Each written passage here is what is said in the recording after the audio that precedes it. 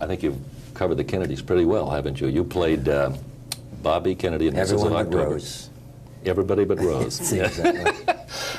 When they wanted you to play Jack, Jack, with all due respect. I love the Kennedy family. Yeah. When they asked you to play Jack, did you say, "Geez, they won't accept me as Jack because they remember me as Bobby"? Or yeah, I didn't want to do it mainly because I didn't think it could be done. I still don't feel it could be done, and I really question whether I should have done it at all.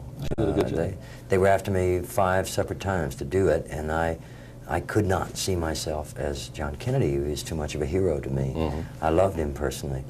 When they finally tendered the last offer, I accepted it and went with the advice my wife gave me and said, look, maybe it's not a bad idea that you play him because you loved him. Mm-hmm. And if by your playing him you prevent somebody from playing him who did not love him, it's a good thing. You know, we see all the time in the newspapers now and the newsreels or something. Do you feel that, you know, that actors or performers, they do this not maybe to accomplish something, but to call attention to something more than anything? There will be coverage if you're there. Is that how you look at it? That's a residual effect of it, yeah. But primarily I have to confess I do it for myself. I do it because I cannot not do it. Mm-hmm. It is one way that I use to try and unite the will of the spirit with the work of the flesh. Mm-hmm. You know, I think I've been very, very fortunate to have so many things, mm-hmm. physical things, you know, rewards for my professional life. And I feel, one, that I have to give back something, mm-hmm. but I've gone to demonstrations where there was not a single newsman or any coverage and no one knew we were there, you know. Uh-huh. And I would still do that again, you know.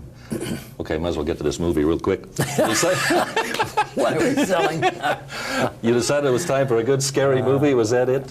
Well, the Believers came my way without my looking very hard for it. John Schlesinger came to see me in a play in London last year around this time and presented me with the possibility. And my first reaction was yes, because it's John Schlesinger, frankly, mm-hmm. before I even read the script. And I knew I was going to do it, but I didn't tell him that.